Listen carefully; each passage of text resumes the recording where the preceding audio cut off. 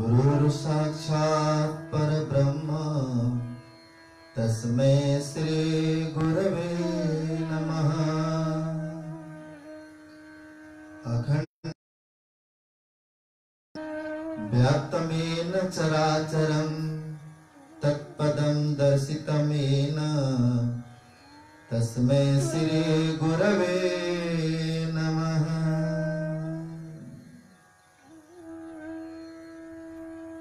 परात्पर श्रीतनंदघन पूर्ण परमात्मा अनाद्यक्षरातीत धामधनी श्री युगल स्वरूपको चरण कमलमा प्रेम प्रणाम गर्दै सधैँ झैं आज श्रीमद् वितक चर्चाको 16औं दिन प्रत्यक्ष एवं फेसबुक लाइभबाट प्रत्यक्ष रूपले श्रवण गर्नुहुने र पछि रेकर्डिङ पनि हुने समस्त प्राणधार धर्मप्रेमी धर्मानुरागी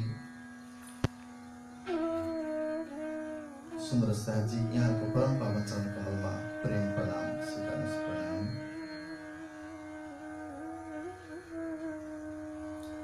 हामीले श्री वितक चर्चा अन्तर्गत हिजोसम्मको प्रसङ्गमा सद्गुरु धनी देवचन्द्रजी महाराजद्वारा भएको 35 वर्ष उपरान्त 40 वर्षको उमेरसम्म साधनामा लागे पश्चात जुन फल पाउनु पर्ने थियो, जुन फलको उहाँलाई जहाँ पुग्नु पर्ने थियो, जुन फल प्राप्त गर्नु पर्ने थियो, त्यो फल प्राप्त गर्नु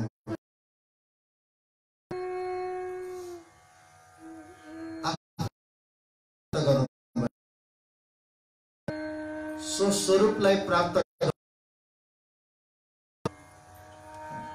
उहाँको मनमा यही जिज्ञासा थियो, म को हुँ, कहाँबाट आएको हुँ, मेरो मालिक को हो, कसले जगत बनाएको, को हम, म को हुँ, कस्यास्ति संसार, कसले यो जगत बनाएको हो भन्ने यही भावना थियो।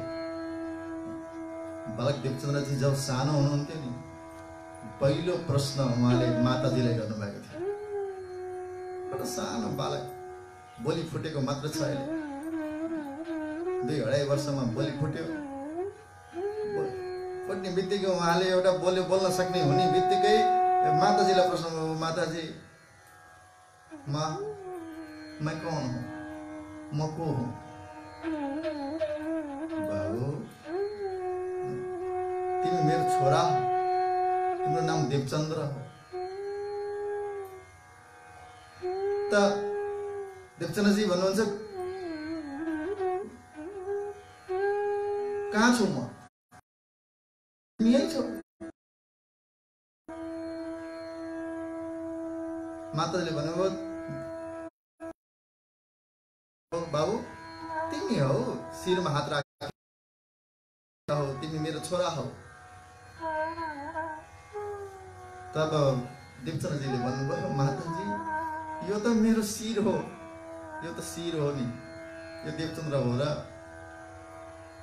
यो म हो र। अनि माताजीले भन्नुभयो हात समात्नुभयो अनि हात समातेर भन्नुभयो बाबु यो तिमी हो, तिमी हो।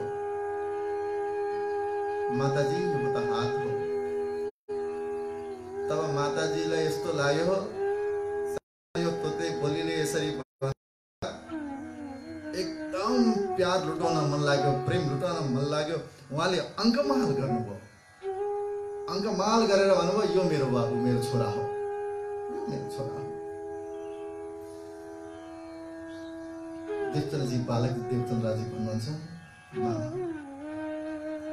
यो हजुरको छोरा हो, यो त सबै शरीर हो नि त, यो त देह हो, हजुरको छोरा यो देह हो। हो यो सबै मेरो छोरा हो। तब देवचन्द्रजी बालकले भन्नुभयो माँ यदि हजुरको विवाहै भएको थिएन त्यति बेला म कहाँ थिएँ?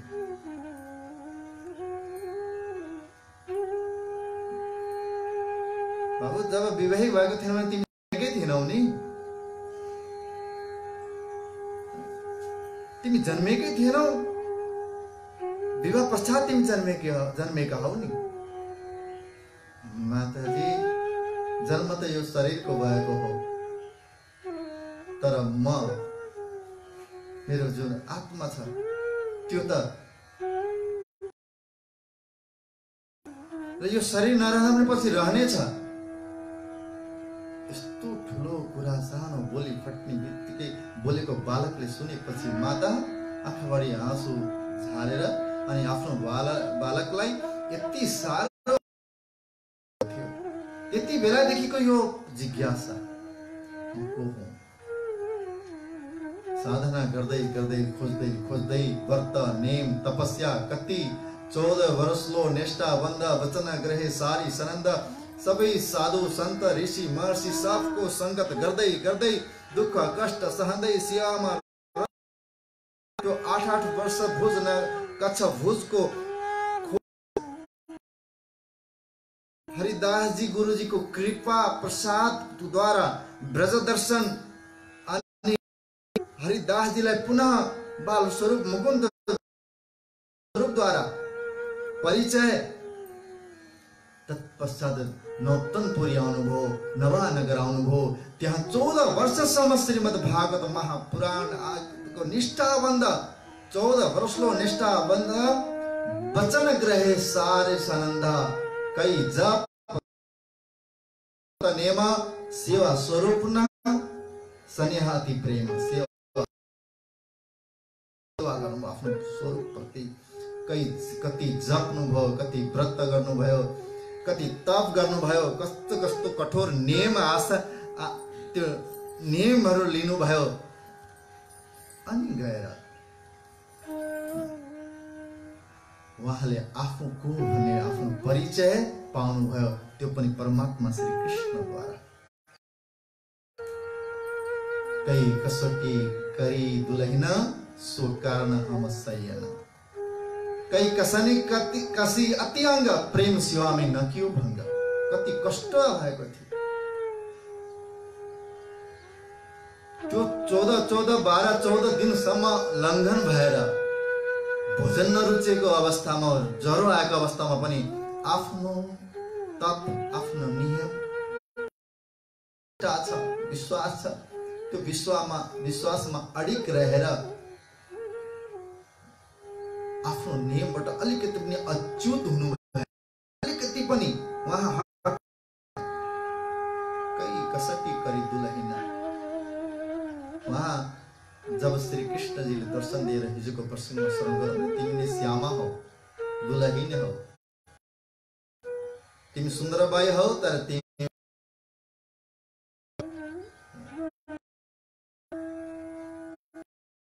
कई कसनी करी दुलहिन। स्वयं श्यामा महारानी कोही चीजको कमी थिएन। त्यो अखण्ड परम धाम को त्यो दिव्य नूरितन दिव्य स्वरूपलाई छोडेर यहाँ देवचन्द्रजीको रूपमा आएर यति 40 वर्षको उमेरसम्म कष्ट गरे कसको लागि, के कारणको लागि? सो कारण हम सब सयन, तपाई हाम्रो लागि हो,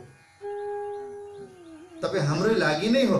हामी जगतमा आएका छौं अनि त्यो दिव्य तन छोडेर, दिव्य नूरी तन छोडेर, त्यो अखण्ड स्वरूप छोडेर, त्यो अपरिवर्तनीय किशोर अवस्था छोडेर, त्यो सच्चिदानन्दको स्वरूप छोडेर, अनन्त अद्वैतको त्यो भूमिकालाई छोडेर जगतमा आएर पल पलमा मरिरहेका छौं, पल पलमा दुःखमा गल्चुवा खाइरहेका छौं, डुब्ने र उतर्ने गरिरहेका छौं। यो अवस्था देखेर दया लागेर स्वयं परमात्मा श्री राजी महाराजले पठाइबक्सनु भएको आफ्नी अलादिनी श्यामा रानीलाई, अनि तिनै श्यामा आफ्नी दुलहीले पठाइबक्सनु भयो।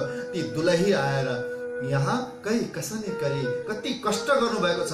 सो सब कारण, सो कारण हम सब सयन, हामी साथीहरुको लागि, हामी सुन्दर साथीहरुको लागि यति कष्ट गरिरहनु भएको छ। यस्तो कष्ट गर्नु भने श्यामा प्रति, यस्तो कष्ट गर्नु हुने सुन्दरबाई प्रति, यस्तो कष्ट गर्नु हुने सद्गुरु देव प्रति हाम्रो के कर्तव्य हुन्छ? यो पनि विचार्नु पर्ने छ। उहाँले यति कष्ट गर्नुभयो हाम्रो लागि, आफू लागि थिएन, उहाँलाई यो जरुरत थिएन होला सायद। स्वयं श्यामा महारानी जहाँ हुनुहुन्छ त्यहाँ त स्वयं परमात्मा पनि विराजमान हुनुहुन्छ, अनि जहाँ परमात्मा हुनुहुन्छ उहाँ त आफैमा पूर्ण हुनुहुन्छ। उहाँलाई कुनै चिज ज्ञानको जरुरत थिएन, ज्ञानको जरुरत थिएन, उहाँ अक्षरातीत भइबक्सन्छ। तर पनि उहाँले यति कष्ट गरेर देखाउनु भयो कसको लागि? सुन्दर साथको लागि। साथले पनि देखुन्, सुनुन्, जानुन्, पढुन् र यो यस संसारमा आएपछि पूर्ण परमात्मा नै आए पनि संसारको देह धारण गरेपछि संसारको नीति नियम र संसारको कानुनमा रहेर अनि आफ्नो मूल स्वरूपलाई प्राप्त गर्नुपर्दछ। संसारलाई नकारेर होइन, स्वीकारेर, संसारबाट भागेर होइन। भाग्नु थियो भने परमधामबाट यहाँ आउनु परेकै थिएन नि। भागेर होइन, संसारसित डटेर आफ्नो मूल स्वरूपलाई प्राप्त गर्नुपर्छ भन्ने भावना बताएर हामीलाई देखाउनु भएको छ। हाम्रो कारणले यति दुःख गर्नु भएको। सुन्दर शाहजी यदि निजानन्दलाई प्राप्त गर्नु छ भने, परमधामलाई प्राप्त गर्नु छ भने, अखण्ड ब्रजराजको रसाधन लिनु छ भने मैले चलेको बाटो चल्नुहोस्, म पछि पछि हिँड्नुहोस्। मेरो जीवन चरित्रलाई मैले बनाएको पद्धतिलाई, पद्धति हामी ब्रह्म सृष्टिको पद्धति पढ्छौं नि। सतगुरु ब्रह्मानंद है, सूत्र अक्षर रूप, शिखा सदा तिन से परे, चैतन्य चिद ज्वानो, सेवन है पुरुषोत्तम, गोत्र चिदानंद जाना, परम किशोर इष्ट है, पतिव्रत साधन मान। यो हाम्रो पद्धति छ। पद्धतिको अर्थ के हो? पद भनेको पाउ, चरण, गोडा, आफ्नो आफ्नो भाषामा बुझ्नु होला। धती भनेको राख्नु, धर्नी, कहाँ राख्ने, पाउ कहाँ राख्ने। यो संसार अब यहाँ प्रसंग आउँछ।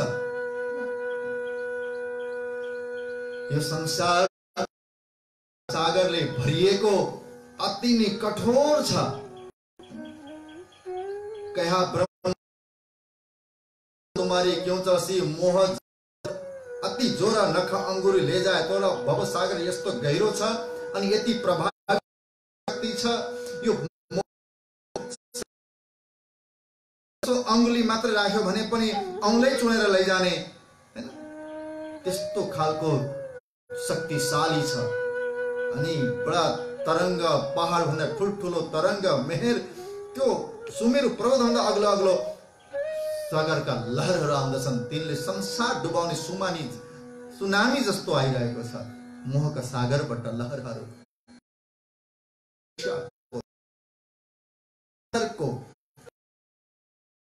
लहरबाट संसारमा डुब्दै गरेको देखेर सहन नसकेर परमात्मा श्रीराजी महाराजले श्यामा महाराज बक्सनु भयो।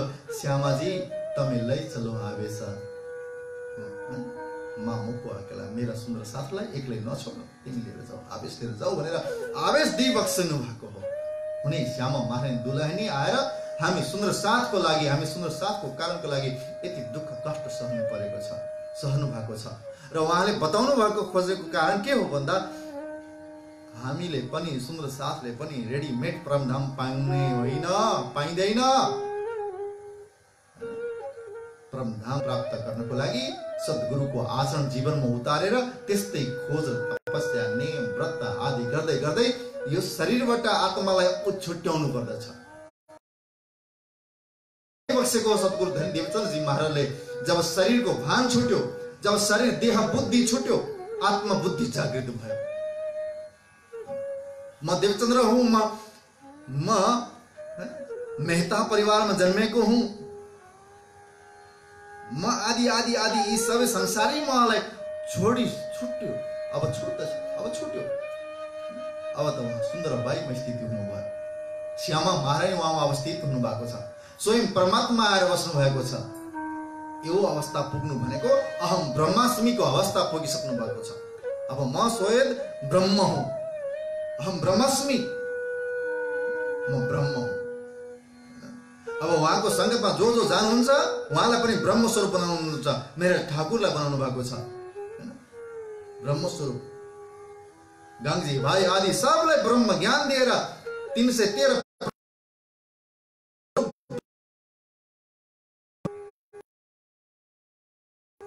यो साधना पनि गर्नुपर्दछ। यी साधना, यी नियम, यी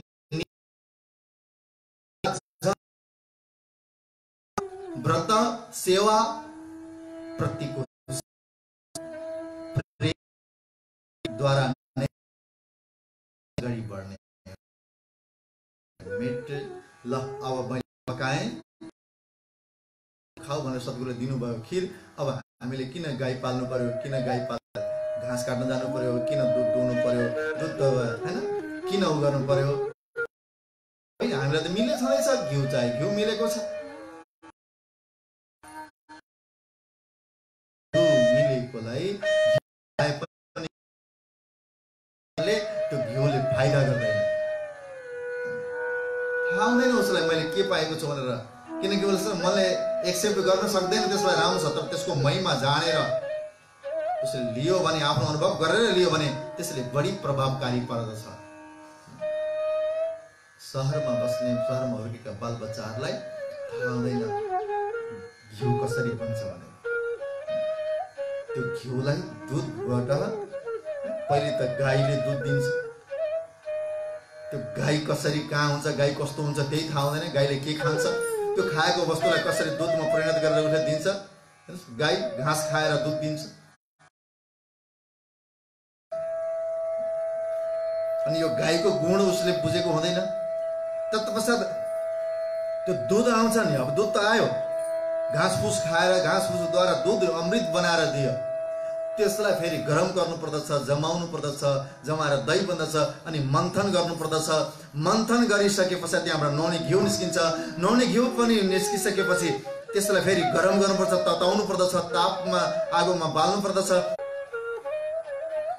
त्यसमा भएको पानीको भाग जलेर जान्छ, जलेर गएपछि शुद्ध घिउ रहन्छ। हो, त्यो शुद्ध घिउ भइसके पश्चात अब फेरि उसमा कुनै पनि पानीको छिट्टा मिल्दैन, वो पानीमा घुलिँदैन, अब वो अलग हुन्छ त्यो घिउ। त्यस्तै गरी हामीले पनि यो शरीरमा आत्मा जीवात्मा बसेको छ। सद्गुरु महाराजले जस्तै यही मार्ग बताइरहनु भएको छ। अब सद्गुरु महाराजले यति मन्थन गर्नुभयो, यति मन्थन गर्नुभयो, मन्थन गरेर नौनी स्वरूप, नौनीलाई पनि फेरि खारेर अब घिउ भइसक्नु भएको छ, घिउ स्वरूप प्रकट गरिसक्नु भएको छ, तारतम प्रकट गर्नु भएको छ। अब यो तारतम मन्त्र श्री कृष्णजी हृदयमा आएर विराजमान भएपछि फेरि अब उहाँलाई फेरि संसारको कुनै पनि अब छिट्टो लाग्दैन, संसारको मोहको सागरको पानीको एउटा छिट्टा लाग्दैन।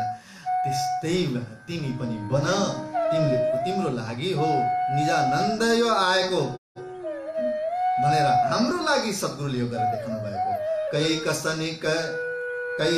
कसी अति अंग प्रेम सेवामी नाकियो भंग गर्नु भएन उहाँले। कई कसोटी करी दुलहिन सो कारण हम सब सैन। अनि बल्ल परमात्मा प्रसन्न हुनुभयो। यो यति गरे पश्चात पियाजी के अति प्रसन्न, अति प्रसन्न बनाउनु भयो। 3 बेर दिए दर्शन, 3 चोटि दिनुभयो दर्शन देवचन्द्रजी महाराजलाई। उमरकोटबाट घर छोडेर एक्लै त्यो रणभूमिमा हिँड्दै जाँदा बाटोमा रक्षक बनेर सिपाहीको वेशमा आएर दर्शन दिइबक्सनु भयो। अनि भोजनगरमा ध्यानमा ब्रज दर्शन गरी दिनुभयो ब्रजको रूपमा। अनि यो तेस्रो चोटि त पुरै रासको स्वरूप लिएर परमधामको दर्शन गर्नुभयो। तातम बात हो तनकी कही, परमधामको कुराहरू बताइदिनु भयो। आप धाम धनी सब सुध दई, स्वयं धाम धनी आएर हृदयमा परमधाम बसाइदिनु भयो। सम्पूर्ण परमधाम हृदयमा आएर बस्ने बित्तिकै हैन, श्री हिजोको प्रश्नले याद गर्नुहोस्। सद्गुरुले सोध्नुभयो, सद्गुरुलाई कृष्णजीले भन्नुभयो, हैन राजीले भन्नुभयो केही सोध्नु छ भने सोध्नुहोस्, केही सोध। तब यसरी म फेरि एकचोटि फेरि अब दर्शन दिन आउँ न, यस्तै गरी चाहिँ। तब हजुर कहाँ गइबस्नुहुन्छ प्रभु, कहाँ जानुहुन्छ हजुर? तब कृष्ण जी, तुम्हारे अंदर आकर मैं आए के बैठे हम तिम्रै हृदयभित्र आएर विराजमान हुनेछु। ओहो प्रभु, त्यसो मलाई केही सोध्नु छैन। जब हृदयमा विराजमान हुन्छ के सोधिरहनु पर्यो? हृदयमा विराजमान जब राजी भइसके पश्चात फेरि मैले सोधिरहने मै रहँदिन नि। यहाँ त यो यस्तो चिज छ, यो हृदय यति साँगुरो छ क्या, बडा साँगुरो छ। प्रेमको गल्ली नै बडा साँगुरो हुन्छ। यहाँ दुईटा अटाउँदै अटाउँदैन। म छु भने परमात्मा आउनै हुन्न, अनि जब परमात्मा आउनुहुन्छ भने म रहँदै रहन्न। यस्तो साँगुरो छ यो प्रेमको गल्ली, हृदयको छिर्ने गल्ली, हृदयको ढोका। यहाँ दुईटा हट्दै हट्दैन, यो भित्र एउटै मात्र अट्छ। कृष्ण देवचन्द्रजी महाराजको हृदयमा श्री कृष्णजी आएर बस्नुहुन्छ। बसेपछि भन्नुहुन्छ अब मलाई के सोध्नु पर्छ र, मै रहँदैन, अब त्यहाँ म भन्ने भाव नै रहँदैन। देवचन्द्रजी महाराज त भन्नुहुन्छ, जब मैं थी तो प्रभु नहीं, अब प्रभु आए मैं नहीं। प्रेम गले अति साकड़ी, या में दो न समाए। जब हरि थी तो मैं नहीं, अब हरि है। जब मैं थी तो हरि नहीं, अब मैं है, अब हरि है तो मैं नहीं। ये प्रेम गली अति साकड़ी, या में दो न समाए। प्रेम को गली हो, सेवा स्वरूप स्नेह प्रेम, जुन स्वरूप प्रतिको सेवा भाव, स्नेह भाव, प्रेम भाव, प्रेम उत्पन्न भएको छ। त्यो प्रेमको कारणले नै परमात्मा आएर एकाकार हुनु भएको छ। अब प्रेमी प्रेमसँग एकाकार भएपछि यहाँ दुईटा रहँदैन, दो दिल एक जान भइसक्नु भएको छ। यस्तो अवस्थामा सद्गुरुको हृदयमा आएर विराजमान हुनुभयो। तारताउन बात ओतन की कही, आप धाम धनी सब सुध दही। धर्यो नाम बाई सुंदर, निज ओतन देखाया घर। इत दया करी अति घनी, अंदर आए के बैठी थी। इत दया करी अति घनी, अति दया गर्नुभयो, अति कृपा गर्नु, अंदर आए के बैठी थी। अंदर भित्र आएर हृदयमा आएर बस्नु भयो। दियो जोश खोले दरबार, देखाया सुन्न के पार के पार। यस्तो जोश दिदी बस्नु भित्र आएर बसे पश्चात अब जोश यस्तो आयो, देखाइदिनु भयो के? दरबार देखाइदिनु भयो। चलो तुम निज दरबार, मना तुम चलो निज दरबार। हे मन, अब निज दरबारमा जाऊ, आफ्नो परम धाममा जाऊ, रंगमहलमा जाऊ। त्यो निज दरबार हो, त्यो निज धाम हो, जहाँ तिम्रो हो। त्यो नवम दशमी चाँदनीको रंगमहल, प्रत्येक धाम धाम महल महल, प्रत्येक तल्ला तल्लामा कस्तो लीला छ, त्यो लीलामा पुग्नु भयो, त्यो लीलाको दर्शन भयो। प्रथम तल्लामा रसोईको हवेलीदेखि लिएर मूल मिलावसम्मको दर्शन भयो। तेस्रोमा त्यो प्रसालको लीलाहरू बजेदेखि लिएर दिनको 3 बजेसम्म त्यहाँ लीला हुने गर्दछ। तत्पश्चात चौथीमा निरतको हवेली, पाँचौंमा त्यो शयन कक्षहरू, रंगप्रवाली मन्दिर, 9 चौकको मध्य स्थित। त्यसपछि छठी भोगमा गएर सुखपालको अनि तख्तरुवाको एयरपोर्ट विमानस्थल, हेर्नुस् त्यो महलमा माथि छठो तला 6 तलामा गएर एयरपोर्ट छ। तत्पश्चात 7औं भोगमा झुला आदि, 8औंमा पनि झुला, विशेष झुला। त्यहाँ 7औंमा 2 झुलाका ताली यताबाट झुल्ने र उताबाट झुल्नेको यसरी ताली पर्ने। 8औं भोगमा चारतिरको ल्याएर ताली मिलाउन सक्ने यस्तो खालको दिव्य 9वीं भोगमा हेर त, जहाँ टाढा टाढाको दृश्य देख्न सकिने।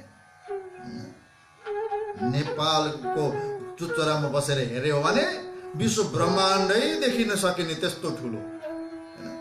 कल्पना गर्नुहोस् त, त्यति टाढा टाढा नजर जाने दूरदर्शिका भोम जान्छ। अनि दशमी चाँदनीमा त आहा, रात होस्, चन्द्रमा टहटह लागेको होस्, अनि रङ्गमहलको चाँदनीमा छतमा बसेर बीच चौतारामा बसेर वरिपरि छतमा पनि बगैँचा छन्, फोहरा आइरहेका छन्, नहर कलकल बगिरहेका छन्। जब यो दृश्यमा पुगिन्छ तब कहाँ संसारमा सर्न मन लाग्छ, कहाँ परमधामबाट ध्यानलाई अन्त हटाउन मन लाग्छ। र देवचन्दजी महाराजले सारा दर्शन गर्न थाल्नुभयो, धाम देख्नुभयो, हजरकुसर तलाब देख्नुभयो, त्यहाँको सुन्दरता देख्नुभयो। कलकल जमुनाजी बगेर एकदम निर्मल मिश्री जस्तो मिठो। फेरि यति गुलियो होइन है, फेरि गुलियो त कसैलाई मनै पर्दैन, खानु पनि हुँदैन, डायबिटिज भएको कारणले गुलियोदेखि हेड भएको होला। तर भन्नको लागि भनेको विशेषता, मधुरता, मिठासता, यति निर्मलता त्यो नदी बगेर आएकी जब कसरमा प्रभावित हुन्छ सोह्र देउरीको घाटबाट त्यो दृश्य। त्यहाँ हजुर कसर मदियम सर जसको नाम हो, मद भनेको मस्तीपना, आनन्दपना, अनि दिनेवाला दाई मदियम, यो मदको सर हो। सर भनेको सरोवर, आनन्दको सरोवर, त्यो दिव्य अनि कुञ्जवन निकुञ्जवन आदिका भ्रमण गर्दै धाम तलावको पहाड वनकी नहरे, पश्चिम चौगान, बडो वन, मधुवन, महावन, पुखराजी, जमुनाजी अनि 8 सागर। हेर्नुहोस् है, नोर, नीर, क्षीर, दधी, घृत, मधु, रस, सर्वरस, 8 सागर। यो समग्र एक गल्ली गल्ली देवचन्द्रजी महाराज घुम्नुभयो एकै क्षणमा। यो यति त्यहाँ पुग्नुभयो र समग्र हृदयमा आएर बस दियो जोश खोल दरबार, देखाया सुन्न के पार के पार। यो परम कहाँ छ त? शून्य भन्दा शून्य निराकार जहाँ छ नि, त्यो शून्य निराकार भन्दा पर अक्षर छ, अविनाशी छ, बेहद भूमि छ। बेहद भूमि भन्दा नि पारी अक्षरातीत भूमि छ, अक्षरातीत छ हो, त्यहाँ पुगी बस्नु भयो। हद पार बेहद है, शून्य भनेको हद, हदसम्म शून्य भनिन्छ। महाशून्य आदि नारायण आदि शून्य के हो? शून्य हो, महाशून्य हो। तो शून्य पार भन्दा बेहद छ, जसका अन्तर्गत अव्याकृत स्वरूप पर्दछ। पार अक्षर, अक्षर पार वतन है, जाइए न घर, त्यो घरमा पुग्नु। देखा शून्य के पार ब्रह्म सृष्टि मिने सुन्दर बाई ताको धनी जे दही बढाई। यसरी ब्रह्म सृष्टिको मध्यमा सुन्दर बाई जो हुनुहुन्छ उहाँलाई सर्वश्रेष्ठ बनाइ बक्सनु भयो। 12,000 मध्येमा परमात्मा श्री राजी महाराजले किन सर्वश्रेष्ठ? सुन्दर बाई त्यो हुनुभयो जसमा स्वयं राजी अनि श्यामाजी दुवै स्वरूप विराजमान हुनुभएको छ। श्यामाजीले त परमधामबाटै जाऊ भनेर साथमा लगाएर पठाइबक्सनु भएको, पछि जगतमा आएको 40 वर्षपछि स्वयं राज्य पनि आएर विराजमान हुनुभएको छ। युगल जोडी, त्यही भएर हामी युगल स्वरूपको सेवा गर्छौँ नि, कतै एक्लो स्वरूपको सेवा गर्दैनौँ हामी। सद्गुरु देवचन्द्रजीको यो हृदय सिंहासन मन्दिरमा पनि युगल स्वरूप विराजमान भइबक्छन्। श्याम श्याम दुवै स्वरूप विराजमान हुनुहुन्छ। सुन्दर बाईको हृदयमा दुवै स्वरूप विराजमान हुनुहुन्छ। श्याम श्याम श्याम श्याम हो धनी धाम हो, तेरे चरणों में मेरा परिणाम हो। श्याम श्याम हो धनी धाम हो, तेरे चरणों में मेरा परिणाम। श्याम श्याम स्वरूप हुनुहुन्छ। सब संयमिने श्रीदारा अंग या है, सब स्वयं सखी सबभन्दा श्रेष्ठ सुन्दर बाई हुनुभयो। अंग याही के हम सब नारा, हामी उनै सुन्दर बाईका अंग हौं, अंश हौं। त्यसैले हामी सुन्दर साथ कहलाएका हौं। सुन्दर बाईको अंश भन्नुको अर्थ सुन्दर बाई जगतमा श्यामाजीलाई साथ लिएर आउनु भएको छ। श्यामाजी प्रधान हुनुहुन्छ भित्र, अनि सुन्दर बाई बाहिरी परिचय दिइरहनु भएको छ। जगतमा परिचय सुन्दर बाईको नामले दिइरहनु भएको छ, भित्र त श्यामा हुनुहुन्छ मुख्य रूपमा। त्यसैले श्यामाजी नै अङ्ग हो सुन्दर साथ। श्यामाजीको अङ्ग भएको अंश भएको कारणले हामी कहलायौं, सुन्दरबाईको अङ्ग कहलायौं। त्यसैले सुन्दरबाईका साथी भएको कारणले हामी सुन्दर साथ हौ। कृष्ण कन्हैया लाल की, सद्गुरु महाराज की। त्यस कारणले हामी सुन्दर साथ हौ।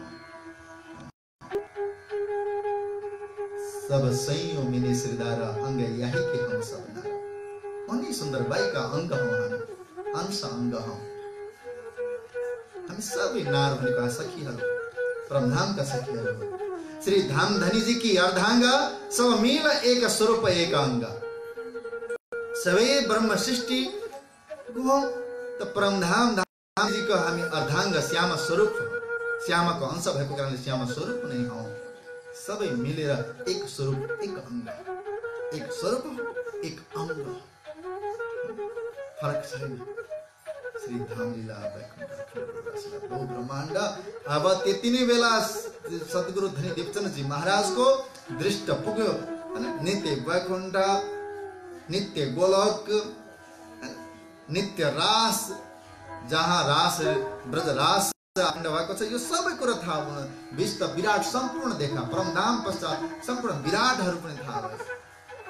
अब के कहूँ धाम लीला बडो बिहार, ये सब हृदय में चढ़ाए तो अनुभव होत सदाए। अब त हृदय में यस्तो अनुभव हुन थाल्यो, आत्मा अनुभव थाल्यो। ब्रज रास जागनी र सम्पूर्ण राशिहरू खोल्न थाले। परमधाम सुख त छर्लङ्गै भइहाल्यो। अक्षरातीत लीला किशोर, इत सैया सुख लेवाती जोर। परमधाममा किशोर लीला को जो आनन्द छ, हमेशा अविरल रूपले अखण्ड रूपले जो लिइरहेका सखीहरू छन्, ती सम्पूर्ण सखीहरू परमधामका हुन् भन्ने कुराको ज्ञात भयो। यसरी परमधाम सम्पूर्ण नजरमा आइबस्छ, नजरमा देखिबस्छ। जब यसरी श्री भागवत शास्त्र की सब खुल गई नजरा, विवेक सारी वस्तु का हो गई आत्म फजरा। बाकी भागवत को पनि स्वयं श्री राजी महाराजले भन्नु, भागवत तिम्रो लागि चिठी हो, तिमीले नै यो भागवतको रहस्य खोल्न सक्छौ अनि जगतलाई बताउन सक्छौ। सबैको खुल्यो पनि भागवतको सम्पूर्ण आँटी गुटी जति पनि छन् त्यहाँका रहस्य जो अहिलेसम्म कसैले खोल्न सकेका थिएनन्, ती पनि सम्पूर्ण खोल्न थाले। विवेक सारी वस्तुका हो गई आत्म फजरा।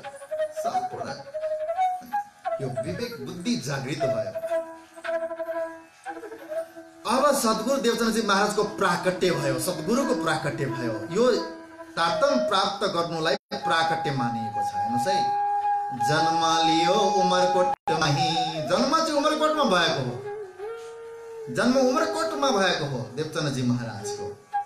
प्रकट भए नौतनपुरी जाही, प्रकट चाहिँ कहाँ हुनुभयो? नौतनपुरीमा। लियो जन्म मथुरा में जैसे, प्रकट भए गोकुल में तैसे। श्री कृष्ण जी पनि मथुरामा जन्म लिनु भएको थियो, मथुरामा उहाँ जेलभित्र। तर प्रकट कहाँ आएर हुनुभयो? जगतमा कहाँ कसैलाई थाहा भयो? जगत कहाँ, जगतले कहाँ जाने? गोकुलमा जन्मेको जस्तो लाग्यो, जो गोकुलमा प्रकट भएको जाने हो। यसरी नै सद्गुरु धनी देवचन्द्र जी उमरकोटमा उहाँ जन्मिनु भयो भने प्रकट चाहिँ हो। जेहि वेद याद सो अन्त्य किनो, ए भेद जीव किनहु नाही चिन्हो। कसैले पनि यो भेद जान्न सकेका छैनन्।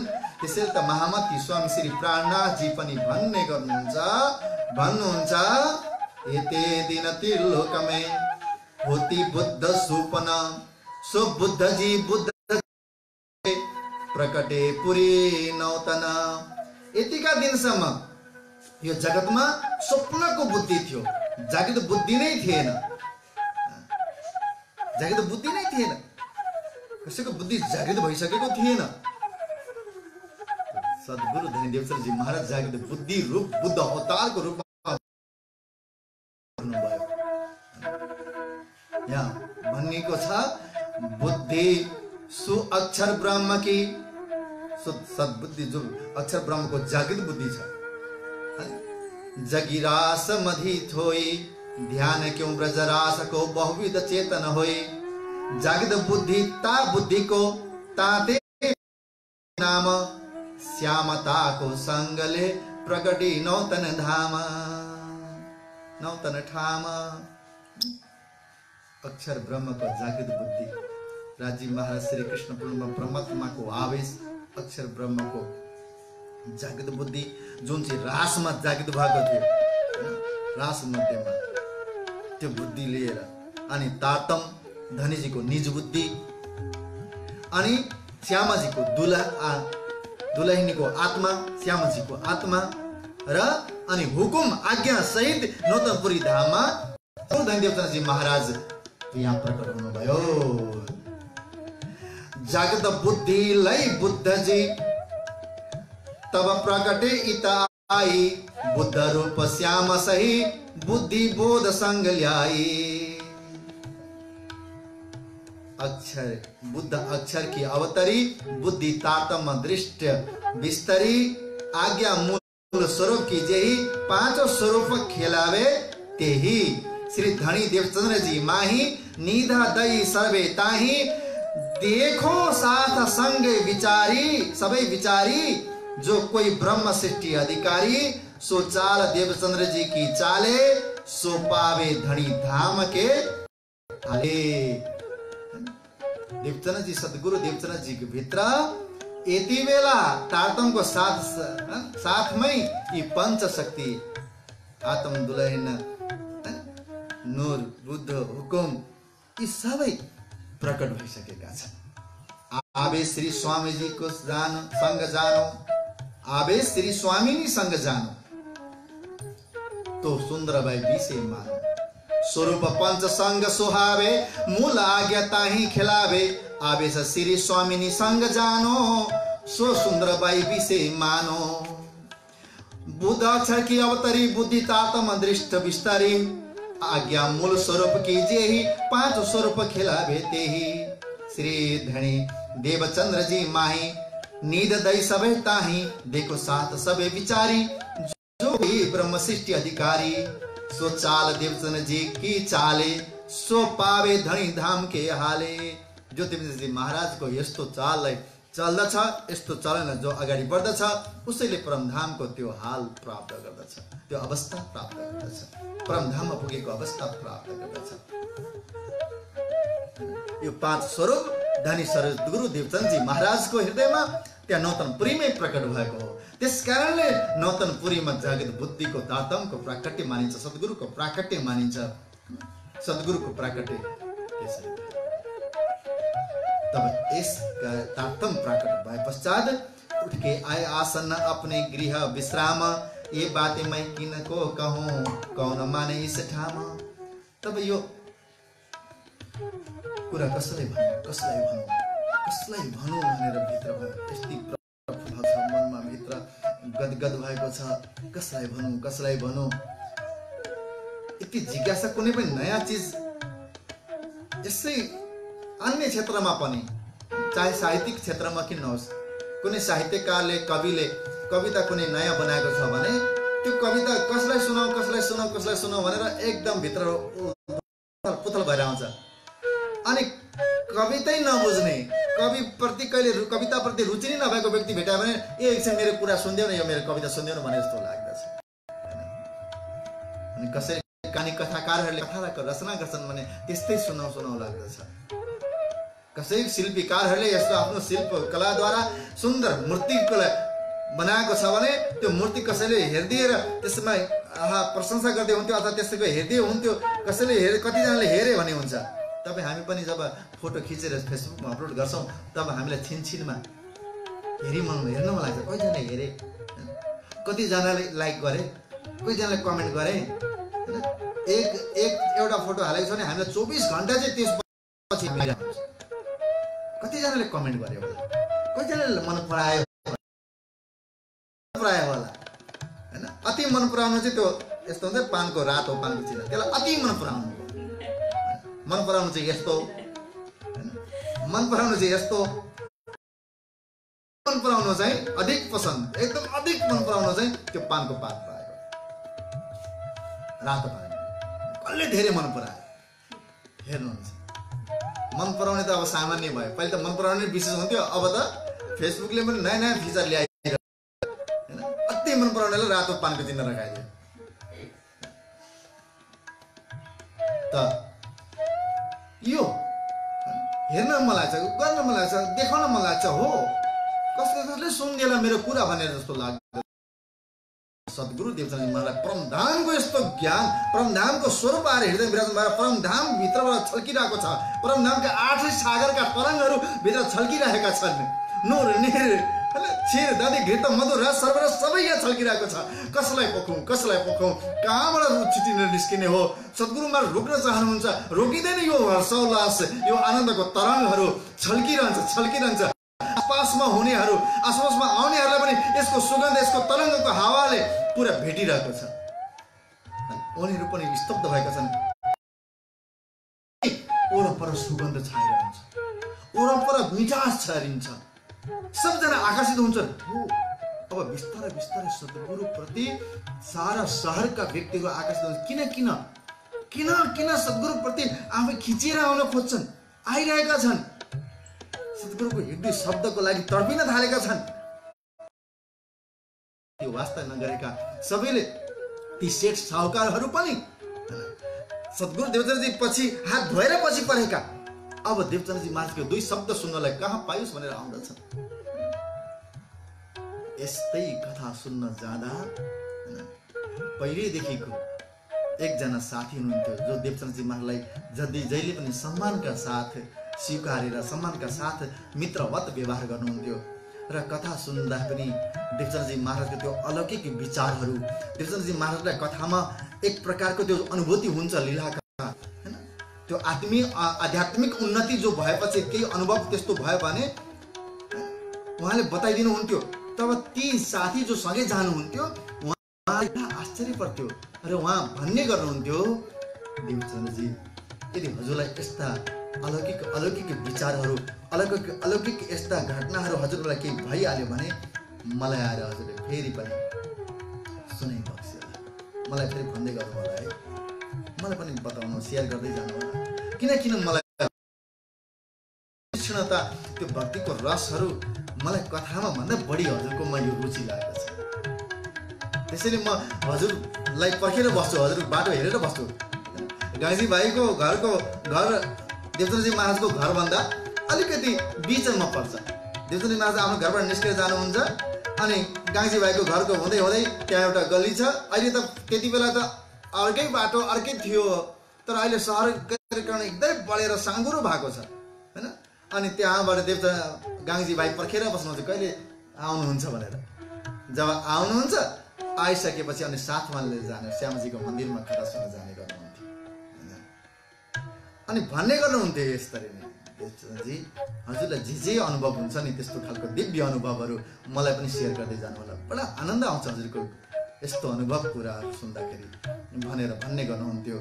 तिनै साथी को थिए त भन्दा ती थिए गाङ्जी भाइ। उहाँ नगरका सेठ हुनुहुन्थ्यो, पुरै नगर सेठ कहलाउनुहुन्थ्यो। त उहाँको ठुलो व्यापार थियो, बिजनेस थियो। उहाँका एउटा भाइ त, एकजना दाजुभाइ मध्ये दाजु त उहाँ अरबमा गएर व्यापार चलाइरहनु भएको थियो। त उहाँबाट अरबबाट सामानहरू यहाँ पठाउने गर्नु, यहाँ गाङ्जी भाइले सेल गर्ने गर्नुहुन्थ्यो। एकदम ठुलो व्यापारी हुनुहुन्थ्यो। यस्तो गाङ्जी भाइ पनि सधैँ कथा सुन्न जाँदा देवचन्द्रजी महाराजको व्यवहार प्रति आकर्षित भएर सोध्ने गर्नुहुन्थ्यो। त सद्गुरु देवचन्द्रजी लाग्यो गाङ्जी भाइले भेट्न पानी हुन्थ्यो, गाङ्जी भाइले यो कुरा सुन्न पाए हुन्थ्यो। तब बुझ्न आज गाङ्जी भाइ कथा सुन्नलाई निस्किनु भयो, त त्यो गाङ्जी भाइ भेटिनु भएन बाटोमा, गाङ्जी भाइ भेट्नु भएन। अनि गाङ्जी भाइ कहाँ जानु भएछ आज भनेर त्यो खबर बुझ्न पठाउँदा त गाङ्जी भाइ त केही विशेष कामको लागि विदेश जानको लागि भनेर हिँडिसक्नु भएको रहेछ, अरब जानको लागि भनेर, आफ्नो दाजुलाई भेट्न अथवा केही व्यापारको सिलसिलामा अरब जान भनेर हिँडिसक्नु भएको रहेछ। यता देवचन्द्रजी महाराज गाङ्जी भाइ हुनुहुँदो रहेछ। अब जो कृपा भयो मलाई, त्यो कृपा पश्चात अब देवचन्द्रजी महाराज जानुभयो श्यामजीको मन्दिरमा।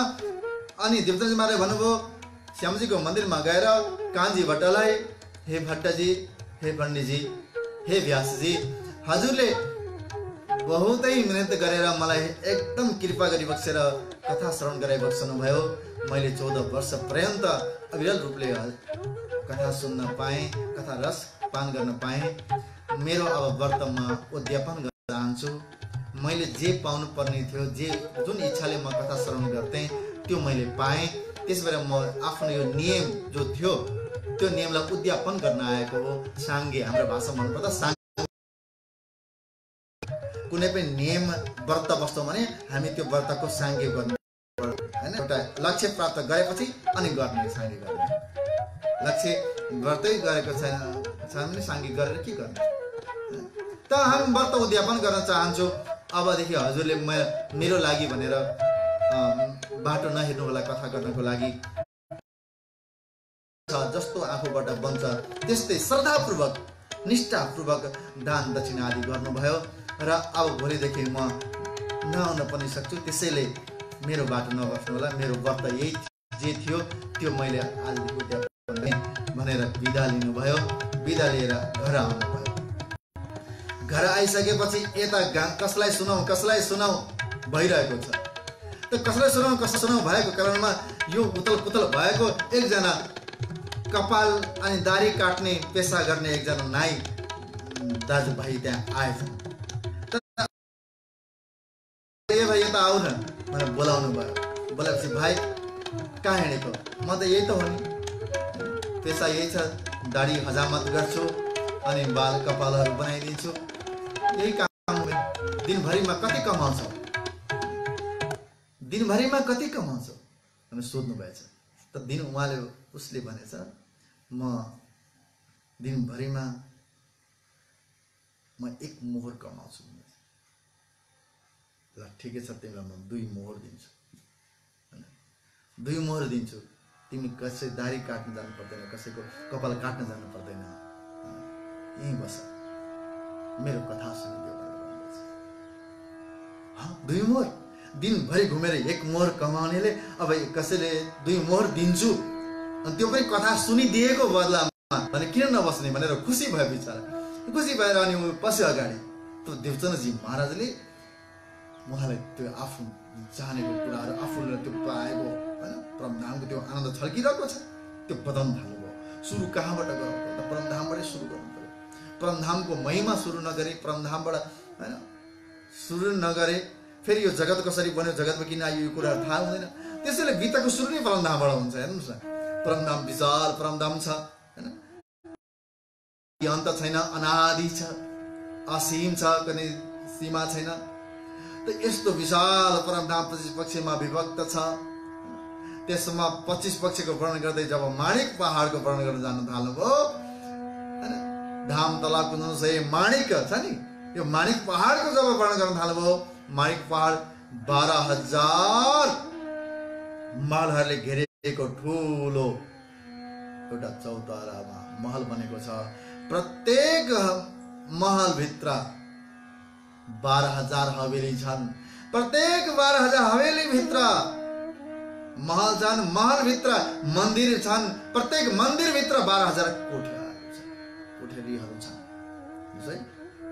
हवेली 12,000 मन्दिरको 12,000 हवेलीको 12,000 हात पहिले माथि नै सुरुवातमै, अनि प्रत्येक हवेली भित्र 12,000 महल,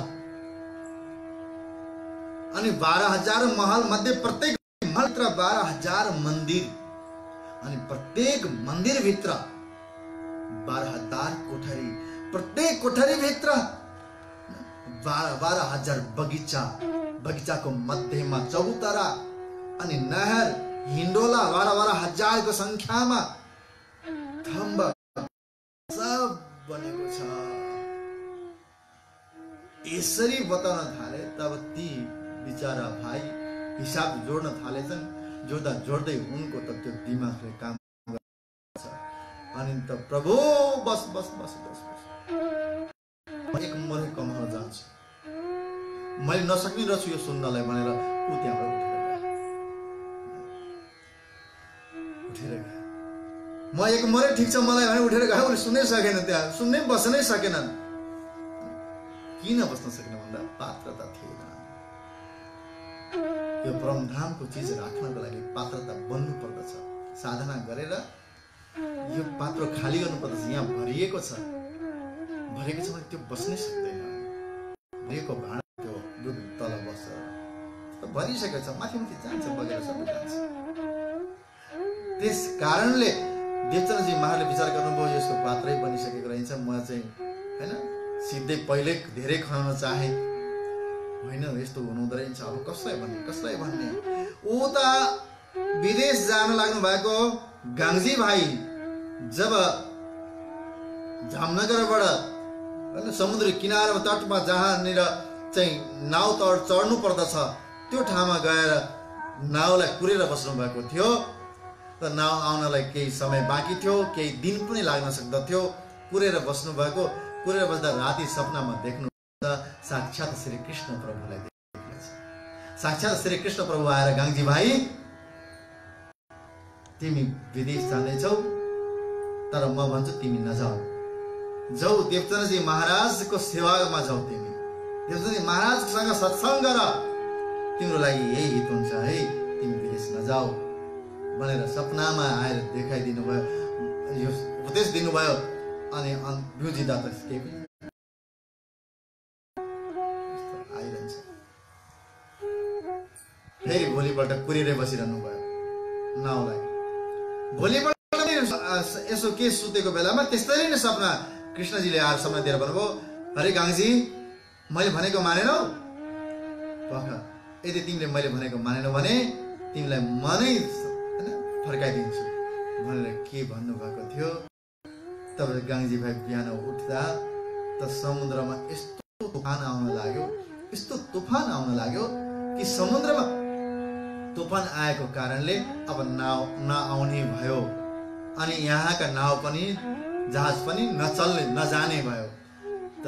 अनि यस्तो लाग्यो गाङ्जी भाइलाई कि साँच्चै नै श्री कृष्णजीको यो त प्रत्यक्ष मलाई दर्शन देवचन्द्रजी महाराजको कारणले नै मिलेको। अब म देवचन्द्रजीलाई गएर भेट्नै पर्छ भनेर फर्केर आउनुभयो। फर्केर आएपछि देवचन्द्रजीको चरणमा प्रणाम गर्नुभयो। एक ठौरा कथा मिने गाङ्जी भाइ दे त श्रवण, जब कथा से उठते तीन आगे कहे वचन। जहिले यो कथा सुन्दा एक ठाउँमा सुन्ने, कथामा उठेपछि उनलाई कुराहरू भन्न थाल्ने, यो नीति चलेकै थियो। त अब गाङ्जी भाइ आएर सद्गुरुको चरणमा प्रणाम गर्नुभयो र अनि भन्नुभयो, हे देवचन्द्रजी महाराज अहिले सद्गुरु भइसकेको वचन थाहै छैन नि त हैन। हे देवचन्द्रजी महाराज मलाई त साक्षात श्री कृष्णले दर्शन दिएर अरब नजानुहोस्, फर्केर देवचन्द्रजीको सेवा गर्नुहोस् भनेर फर्काइबक्सनु भयो। म त्यही भएर फर्केर आएको। अब म हजुरको चरणको सेवा गर्छु। अब म कथा, हजुर पनि कथा जान छोडिसक्नु भएको रहेछ, म पनि जान्न कथा सुन्नलाई। म पनि भट्टजीलाई भेटेर केही दान दक्षिणा आदि गरेर म पनि आफ्नो कथाको पूर्णाहुति गरेर आउँछु श्रवण गर्ने विधिलाई। हामी जहाँ पनि गीत कथा सुन्छौँ होइन, भागवत कथा सुन्छौँ, नियम सुन्न जान्छौँ, हाम्रो कर्तव्य हो नियमित गीत सुन्नु पर्दछ। वर्षमा एक दिन हामीले पोहोरको वर्ष सुनेको अहिलेको यसपालि नसुने पनि हुन्छ नि भनेर होइन। यदि सुनाउने अवधि त लकडाउनको कारणले, कोरोनाको भाइरसको कारणले कतै होइन, मन्दिरमा खुल्ला रूपले भिडभाड गर्नु हुँदैन भनेर आयोजन भएको छैन, कतै चाहिँ भएको छ। तर एकदमै सामान्यतः निमन्त्रण नगरिकन 2-4 जना जम्मा भएर गर्नु भएको होला कति ठाउँमा।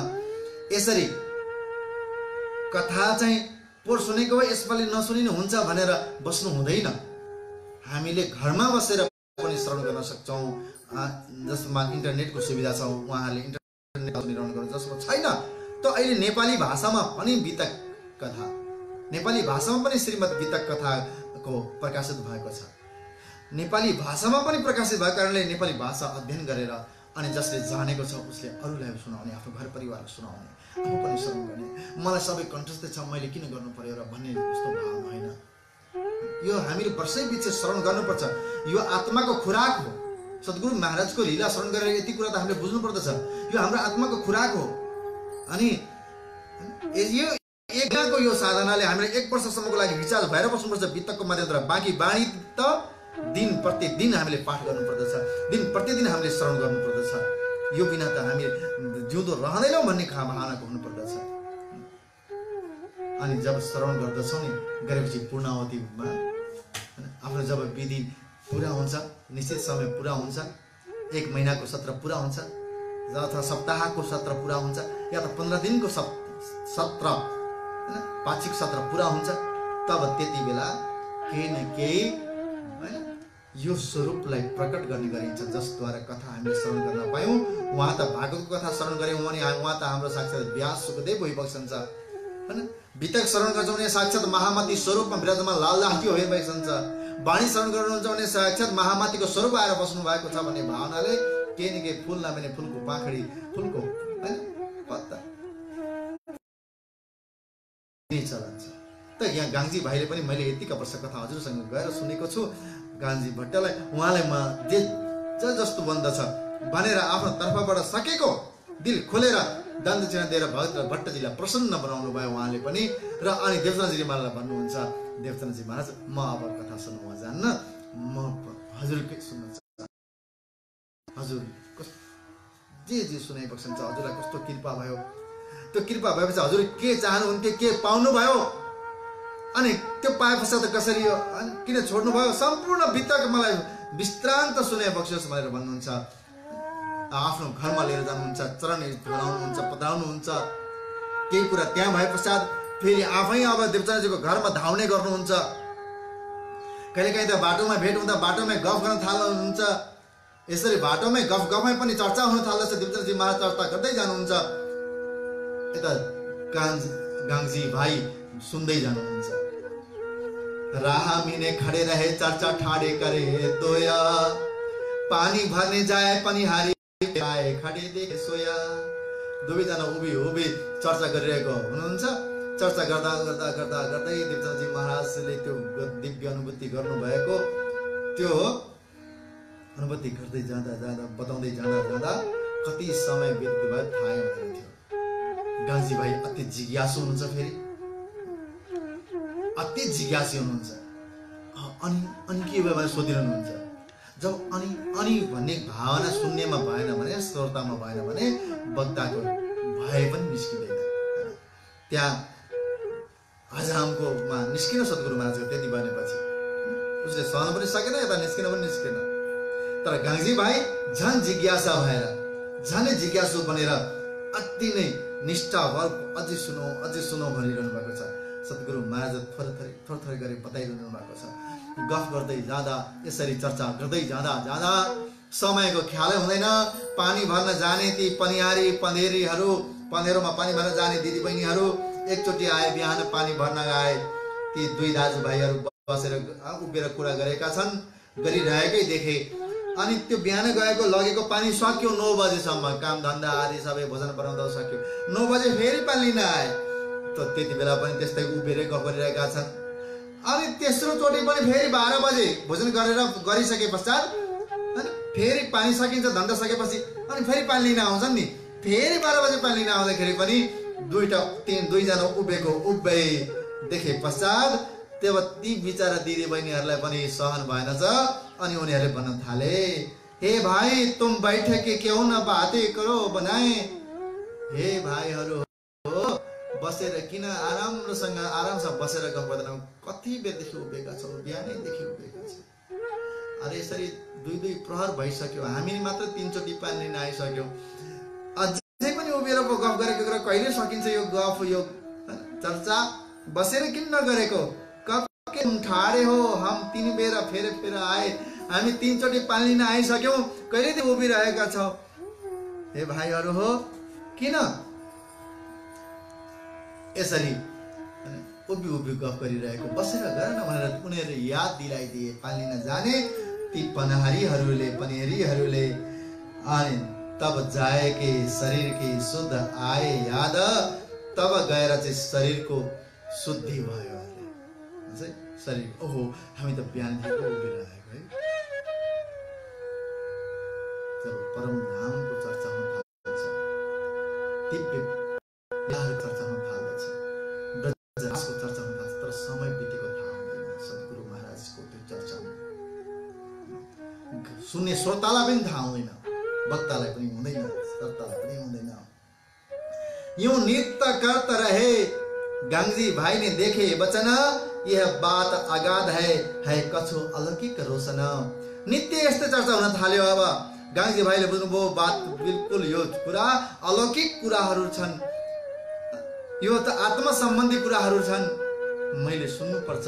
गांगजी भाइको जब देखिया वस्तु का पूरा पात्र, सद्गुरु धनीदेवचन्द्रजी महाराजले गांगजी भाइलाई सद वस्तुको पात्रको रूपमा पूरा देख्नु भयो। देखे पश्चात सद्गुरुलाई असल पात्र जाने पश्चात अनि भयो भनेको सुगन्ध, अलिअलि सुगन्ध दिँदै दिँदै अलिकति रस मात्र बीज मात्रै बताउँदै जान थाल्नुभयो, थोरै गर्दै दिन थाल्नुभयो। तीन खुशबू से भए जोर जिज्ञासु जब, सद्गुरु महाराजले जुन तारतमको खुशबू सुगन्ध अलिअलि गर्दै छोड्न थाल्नुभयो, यसको सुगन्ध छोड्न थाल्नुभयो। गांगजी भाइले त्यो सुगन्धले गर्दा अझै पानी हुन्थ्यो भनेर जोर जिज्ञासु हुन थाल्यो। हामीले पढ्ने बेलामा पनि बाबाजीसँग अनि त्यहाँ गुरुजनहरूसँग गुरुजीहरूसँग जब पढ्दथ्यौँ, जो पनि विद्वान आउनुहुन्छ नि हामी छोप्न गइहाल्थ्यौँ, उहाँलाई घेर्न गइहाल्थ्यौँ। बाबाजीसँग दिनको एक टाइम अध्ययन गरे पश्चात त्यसलाई मनन चिन्तन छलफल डिस्कस फेरि पुनरावृत्ति आफूमा बसेर चौपाईका अर्थ गर्ने, 3-4 जना साथी मिलेर बस्ने, एकजनाले जसरी हामीले बाबाजीसँग पढ्यौँ त्यसरी नै पढ्दै अनि एकजनाले अर्थ गर्ने, पालो यस्तो गर्ने, आफ्नो त यो छँदैछ।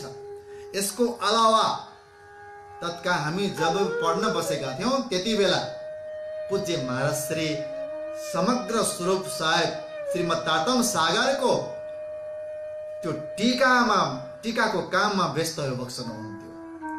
आचार्य श्री 108 जगद्गुरु कृष्णमणिजी महाराजी, आचार्य श्री 108 ब्रह्मलीन आचार्य श्री 108 धर्मदास महाराज जी द्वारा ब्रह्मलीन पूज्य गुरुजी परमहंस बाबाजी लक्ष्मीदास जी महाराज द्वारा टीका गरी बक्सनु भएका, अर्थ गरी बक्सनु भएका त्यो अर्थलाई लिएर पूज्य आचार्य महाराज सजिलै जसले पनि घरै बसेर पनि स्वरूप साहेबको तारतम सागरको अर्थ जान्न सकुन् हैन।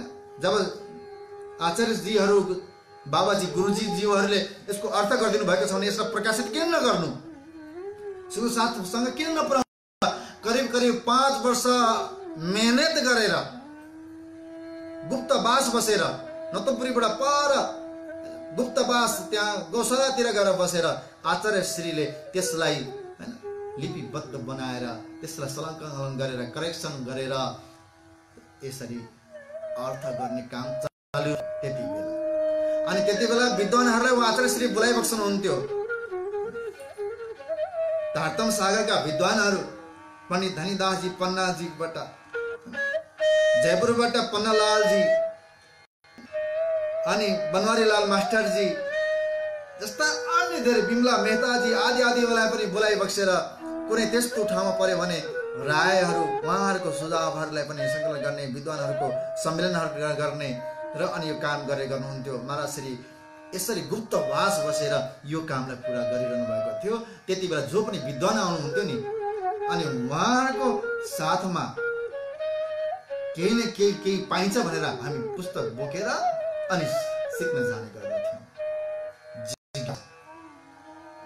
यो लायक म त अहिले विचार गर्दछु त्यस्तो पात्र त म थियो कि थिएन यो वाणीलाई यसरी राख्न सक्ने, वाणीको प्रति यस्तै रुचि बढ्ने र यो वाणी सिक्न सक्छु भने ममा त्यो थियो कि थिएन, किनकि म अलग प्रकृतिको थिएँ अनि अलग धारामा बगेको मान्छे। एकैचोटि यसरी आएर यो जिज्ञासा कसरी आयो त के छ, झन् के होला। अहिले रास चल्दैछ, प्रकाशमा के होला, प्रकाश चल्दैछ, कलशमा खटरितुमा के होला, सनन्तमा झन् के होला, किरन्तमा के होला, अगाडि झन् केन्द्रपछि खुलासामा के होला, खुलासापछि खिलवतमा के होला, एक पछि एकमा के होला, अन्तिममा क्यामतमा त झन् के होला, यस्तो जिज्ञासा। र बिहानको पूज्य उहाँको पिताजी अहिले पनि हुनुहुन्छ पुजारी महाराज गुरुजी, उहाँले पनि हैन शिक्षा बाबाजी रहँदैखेरि नि बाबाजीले उहाँलाई तिमीले पनि सिकाउँदै गर्नु, म अलिक वृद्ध भएको छ तिमीले सिकाउँदै गर्नु भनेर उहाँले जो भन्ने गर्नुहुन्थ्यो र उहाँले पनि सिकाउन थाल्नु भएको छ, वितक आदि गरिरहनु भएको थियो। त्यति बेला उहाँसँग गएर पनि हामी डिस्कस आदिहरू उहाँसँग सिक्ने चौपाइहरू गर्ने गर्दथ्यौँ। अनि हामी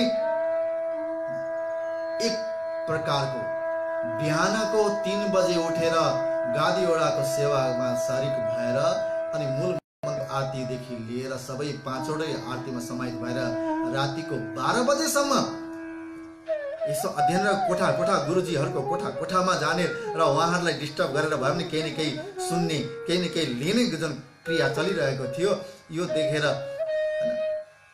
पूज्य पिताजी भवानी शङ्कर भट्टजी पनि उहाँ जानु भएर त्यति बेला उहाँ बस्नु भएको थियो केही दिन केही महिनाको लागि। त उहाँ गर्दा तिमीहरू सुत्दैनौ कि क्या हो केटा हो, बिहानदेखि बेलुकासम्म पढेको लेखेको ल्याऊ, यो सबै कुरो याद चाहिँ हुन्छ भनेर सोध्ने गर्नुहुन्थ्यो। अनि हामी हाँसी भन्थ्यौँ, वाह अहिले कमाउन आएको भयङ्कर कमाएर जम्मा गरेर राख्नुपर्छ, पछि निकालेर हेर्नुपर्छ के कमाएर आएछ भनेर।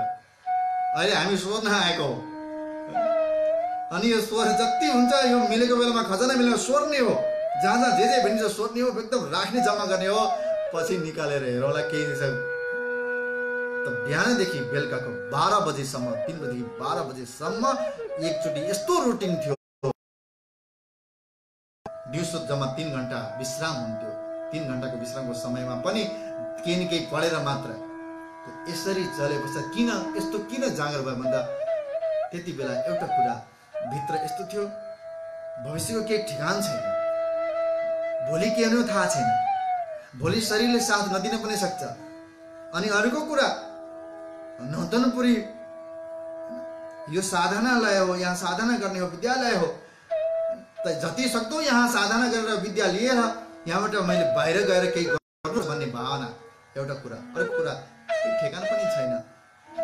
त यो कुरालाई ध्यानमा राखेर अनि गइरहेका त यस्तो जिज्ञासा हुँदै गएपछि समय त कहिले 5 वर्ष बित्यो थाहै भएन, कहिले 8 वर्ष बित्यो थाहै भएन, कहिले 12 वर्ष बित्यो थाहै भएन, कहिले 14 वर्ष बितिसकेछ थाहै भएन। त्यसपछि निस्केर जब भित्र कथा चर्चा वाणीको मन्थन आदि चल्न थाल्यो, यसको प्रचार प्रसारको मार्गमा हिँड्न थालेपछि झन जिज्ञासा बढ्न थाल्यो, झन रुचि बढ्न थालेपछि त 15 वर्षको उमेरदेखि 16 वर्षको उमेरदेखि घर छोडेर हिँडेको कहिले 45 वर्ष पुग्यो थाहै भएन। मलाई पनि हिजो जस्तो लाग्दछ, समय एकदम छोटो लाग्दछ, थाहै हुँदैन समयको परिधि। त गाङ्जी भाइलाई पनि यस्तै जिज्ञासा जागिरहेको छ, कहिले सुनौ, कति सुनौ, अझै सुनौ भनेर। त्यो सुगन्ध छोडे पश्चात सद्गुरुमा जुन भनिन्छ नि, सद्गुरु अघि मैले भने नि, सद्गुरु माझमा यस्तो सुगन्ध आउन थालेको छ, उहाँको आसपास अझै ल्याउँ, कहिले उहाँको साथै नछोड्नु जस्तो हुन्छ गाङ्जी भाइलाई। न कि गाङ्जी भाइले अन्यलाई पनि हुन थालेको छ। तब कछु आगे चले बीतक बताई तब तीन खुशबू से जोर जिज्ञासु जब, तब कछु आगे चले बीतक बताई तब। यो खुशबूले, यो सुगन्धले गर्दा झन बढी जिज्ञासा बढ्दै गयो सद्गुरु देवचन्दजी प्रति। तब उहाँले केही न केही बीतक बताउँदै जानुभयो हैन। बीतक सुन्नु होला, बीतक गाङ्जी भाइले बताउँदै जानुभयो। पहिलो बीतक त साक्षात श्री कृष्णजी अक्षरातीत धामधनी आएर सद्गुरुले बताइ बक्सनु भयो, तिमी परम धामबाट आएका हो, तिम्रो नाम सुन्दर बाई हो, तिमी श्यामजीको आवेश छ, 12,000 ब्रह्म प्रियहरू जगतमा आएर भुलेका छन् तिमी जस्तै। अब तिमीलाई जागेर ल्याउन आउनु पर्ने छ। परम धाममा तिमी सदा सचिदानन्द घन अनन्त अद्वैतमा रम्ने गर्दथ्यौ, त्यहाँ इच्छा व्यक्त गर्यो, ब्रजमा आयो, रासमा आयो गयो, तर पनि इच्छा पूरा भएन, दुःख पूर्ण रूपले देख्न पाएनौ, त्यहाँ साथमा म थिएँ। त्यस कारणले इच्छा पूरा नभएको कारणले यो तेस्रो जाग्ने ब्रह्ममा आउनु परेको हो। अब तिमीले यहाँ आएका भुलेका सारा जगतका ब्रह्म आउनु पर्दछ।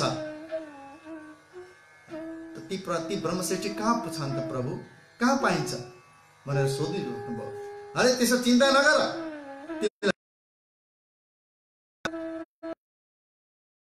अरे म तिम्रो हृदयमा आएर बस्दछु। यसरी सम्पूर्ण बीतक बताइबस्नु भएको थियो। पहिलो वक्ता अक्षरातीत पूर्ण परमात्मा श्री कृष्णजी बीतक। तर यो परम्परा श्रुति परम्परा थियो, श्रुति परम्परामा रह्यो। उहाँले भन्नुभयो देवचन्दजी अब सतगुरु महाराजले भन्नुहुन्छ, गाङ्जी भाइले सुन्नु भइरहेको छ, यो पनि श्रुति परम्परा अन्तर्गत पर्दछ। लिखित रूपमा चाहिँ पछि महामती स्वामी श्री प्राणनाथजीले यो 112 चौपाईको माध्यमद्वारा प्रकट वाणी यो लिखित सम्पूर्ण 112 चौपाई वाणी अनि त्यसकै व्याख्या, त्यो 112 चौपाईको व्याख्या, निज नामको व्याख्या 112 चौपाई प्रकट वाणी हो भने 112 चौपाईको व्याख्या पुरै 18,758 वाणी हो। यो हाम्रो पिताको लिखित रूपको पहिलो विद्यमान माने हुन्छ तारतम सागर। अनि त्यसपछि यदि जीवनी सद्गुरुको जीवनी प्राणनाथजीको जीवनीलाई विशेष आधार लिएर पहिलो वितक लेखिएको चाहिँ दिबन्दरमा वस्तु हुने सद्गुरु महाराजका एकजना परम शिष्य जसको नाम जयराम कंसारा, संसारको नाम भौतिक नाम थियो भने आध्यात्मिक नाम परमधामको नाम करुणा सखी हो। उहाँले नै पहिलो वितक लेख्नु भएको हो। श्री तारतम सागर नाम गरेको वितक आज पनि श्रीपा नक्तपुरी धाममा जानुभयो भने तारतम सागर वितक स्नेह सखीद्वारा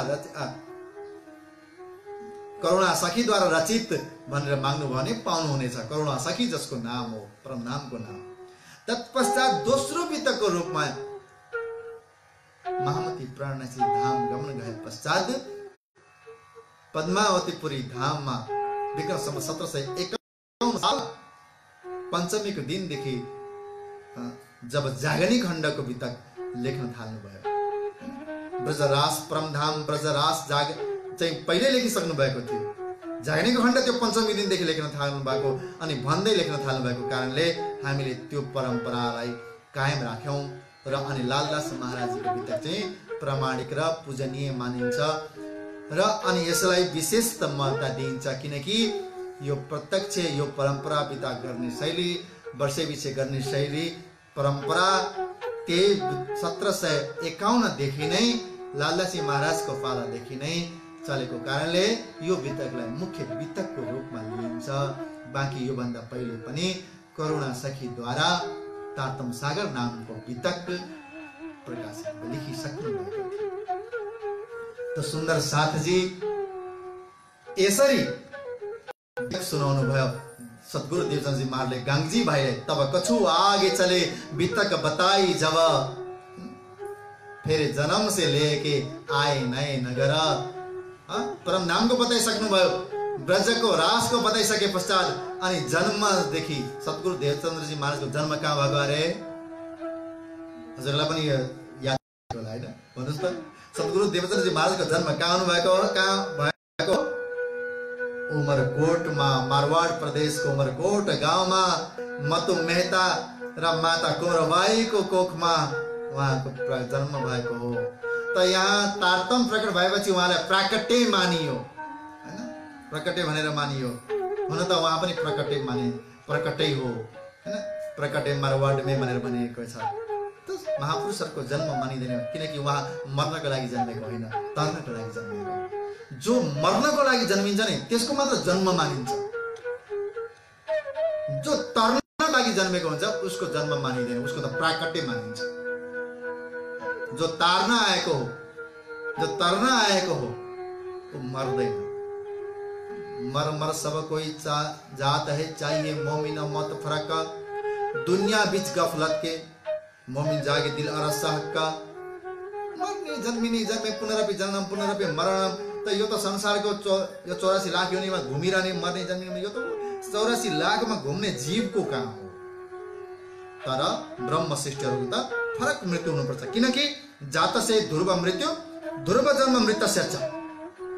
जो जन्मिन्छ उसको मृत्यु निश्चित छ अनि जो मर्दछ उसको जन्म निश्चित छ। यही त भागीतामा भनेको छ। जन्मेको मान्छे मर्दछ अनि मरेको मान्छे फेरि जन्मिन्छ।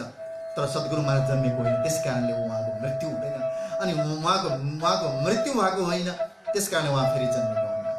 त्यसैले उहाँको प्राकट्य मानिएको हो। त फेर हैन तर शरीरलाई सबैले संसारको भाषामा बुझ्नको लागि जन्म त भन्नै पर्यो। त जन्म से लेके आए नए नगर।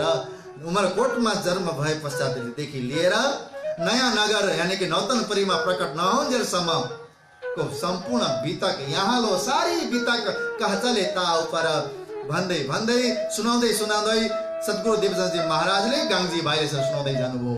फेरि नयाँ नगर में ज्यों कर भया दीदार। फेरि नयाँ नगरमा हैन, नयाँ नौतनपुरीमा कसरी परमात्माको कृपा भयो, कस्तो कृपा भयो। त्यो कृपा भएपछि के भयो भन्ने कुराहरू सुनाउँदै जानुहुन्छ। नयाँ नगरमा फेरि नयाँ नगर में ज्यों कर भया दीदार, जसरी दर्शन भयो 40 वर्षको उमेरमै हक्के दिया दीदार। कसरी यो 40 वर्षको उमेरमा परमात्मा श्री कृष्ण हैन स्वरूप खेला जो वृन्दावन, त्यो वृन्दावनको रास खेल्दा खेल्दैको स्वरूपको झलक देखाएर कसरी परमधाम पुर्याइ बक्सनु भयो, परमधामको दर्शन गराइ बक्सनु भयो, यो बात बताउन थाल्नुभयो। सो सारी बताइदै जो मेहेर प्रवृत्तिगार सम्पूर्ण बताइ बक्सनु भयो। प्रवृत्ति देहगार सबको पालनहार परमात्माले कसरी कृपा गरेर यसरी दिव्य परमधामसम्म पुर्याइ बक्सनु भयो, यो सुनाउनु भयो। तब बहुत राजी भए आए चर्चाको घर, धेरै खुसी भयो।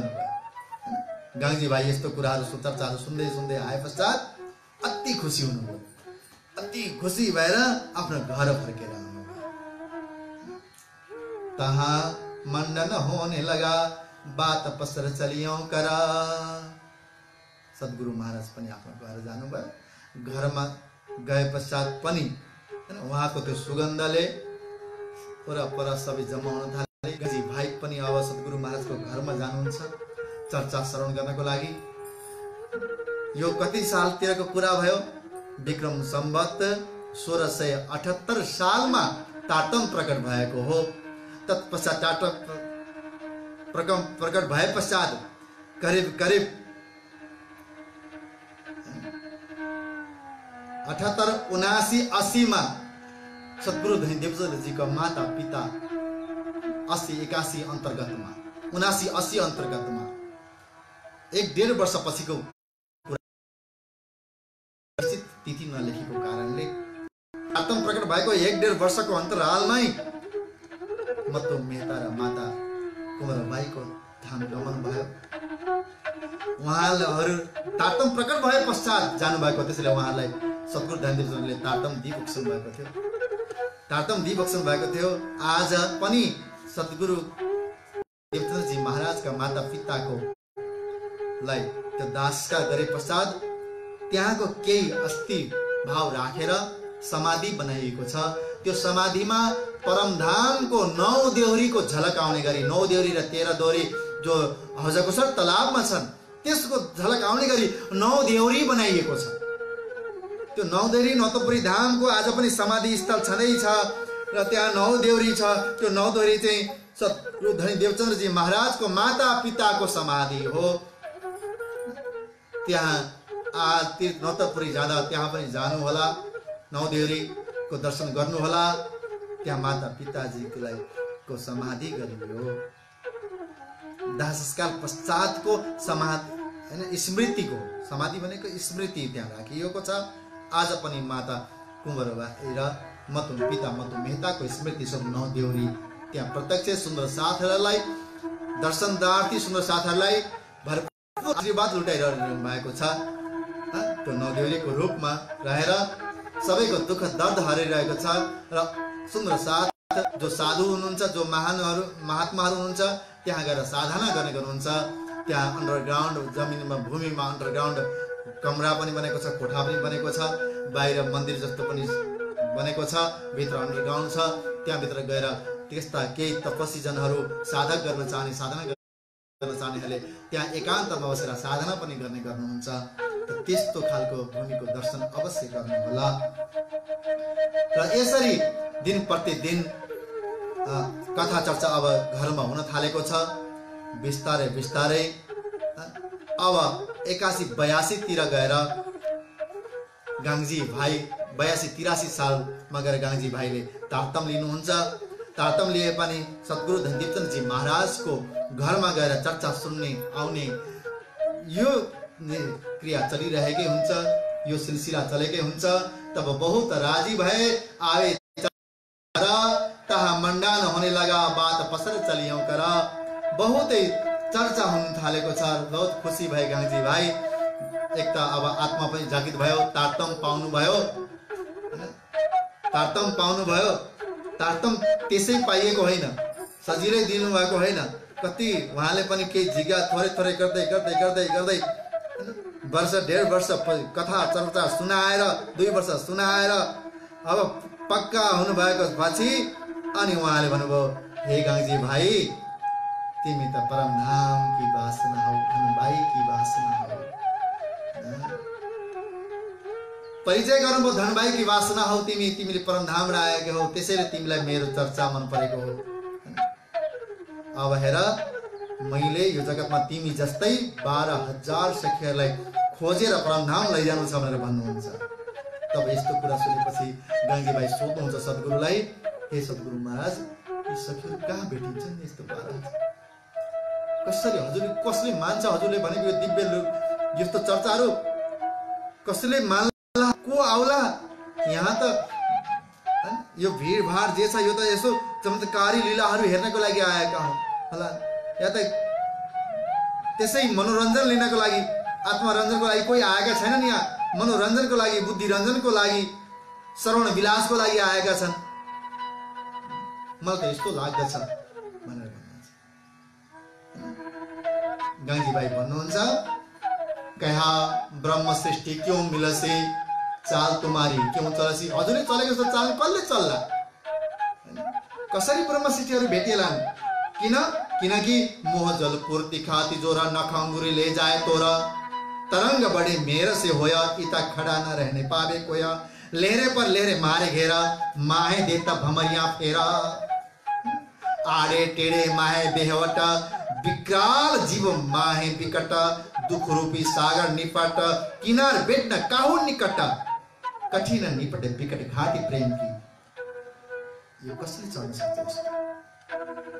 कसरी ब्रह्म मोहजलको मोह सागरबाट तीको तीक्ष्ण धार बगेर आइरहेको छ, समुद्र लहर आइरहेको छ, सुनामी जस्तो यता कोही उभिन सक्दैन, खडा रहन सक्दैनन्, रहने पावे न कोया, लहर पछि लहर, अर्को पछि अर्को, अर्को पछि अर्को आइरहेको छ, भमरियाले घुमारिरहेको छ, रुमलिरहेको छ, कोही आड कोही टेढा छन्, कोही अप्ठ्यारो छ, विकराल छ। जीवको बाटो यस्तो विकट परिस्थितिमा यो जीव कसरी जाग्ला, कसरी हजुरको वाणीलाई समझ्न सक्ने बन्ला?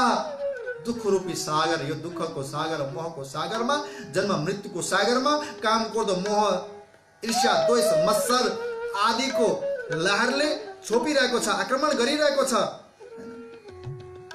यस्तो बाट कसरी मान्ला? किनार भेट्न काहु निकट, कता यो सागरको मा डुबिरहेका जीवलाई किनार कहाँ छ, कहाँ त्यसको वेट टापु छ, कहाँनिर चाहिँ गरे डुब्नबाट उत्रिन सक्ने हो भने कसैले थाहा छैन। कसरी पालन, कसरी मान्लान्, कसरी आउलान्? मलाई त चिन्ता लाग्छ सद्गुरु महाराज भनेर पुरा संसारको भवटबीको वर्णन गरेर गाङ्जी भाइ सोध्नुहुन्छ हैन। तब सद्गुरु देवथानजी महाराज भन्नुहुन्छ, मलाई पनि यस्तै जिज्ञासा थियो हे गाङ्जी भाइ, मलाई जब श्री कृष्णजी अक्षरातीत श्री कृष्णजी दर्शन दिइबक्सनु भयो, धामधनी दर्शन दिइबक्सनु भयो, तब ती साथीहरू म कसरी खोजु भनेर मैले सोधेँ। तब श्री राजीले भन्नुभयो, तिमी चिन्ता नगर, सबैले म पठाउनेछु, तिमीले केही चिन्ता गर्नु पर्दैन, त्यहाँ आडीका लीलाहरू गर्नु पर्दछ, आडीका लीलाहरू म गरिदिनेछु। आडी प्रभु, यो आडीको लीला भनेको के हो?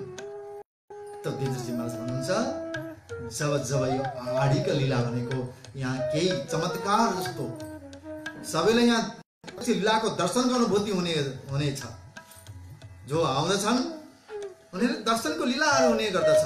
कृष्णजीको साक्षात दर्शन, त्यहाँ राधाजीको, कृष्णजीको, त्यहाँ यशोदा मैया आदि मदन मन्त्री, यो सबैको साक्षात्कार गइनेछ। साक्षात्कार गरेपछि त जहाँ ब्रह्मको दर्शन हुन्छ त्यहाँ त सबै अज्ञान मेटिहाल्यो नि सद्गुरु, फेरि जाने त भइहाल्यो नि, के चिन्दै भएन नि? होइन, तर आडीद्वारा गरिनेछ। दर्शन गरेर त्यसैमा भुल्ला, सिधै दर्शन भए कसैलाई पनि हुँदैन। त्यसैले आडी भनेको लीला पर्दामा राखेर पर्दाको भित्र वास्तविकता चाहिँ तारतम हो, परमधाम हो। त त्यो तारतम परमधाम जनाउनको लागि यो आडीको लीलालाई सहारा बनाएर आकर्षित गर्ने अनि असली अनि परमधामको तारतम ज्ञान दिने भनेर यसरी भन्नुभएको छ भनेर यही कुराहरू बताइदिनु भयो। अनि देवताजी महाराज भन्नुहुन्छ कठिन विकट निकट विकट घाटी प्रेम की तरबंक बंक सुरो किन्यो न आगमाए धार तरबार पर सचर श्रृंगार कर सामी अंग सांग रोम रोम भराए। यो बडा कठिन बाटो छ, यो बाटो प्रेमको बाटो हो। जसले सजिलो लिन सक्दैन त्यसैले ललिपप दिएर फकाउनु पर्ने हुन्छ, आकर्षण गर्नुपर्ने हुन्छ।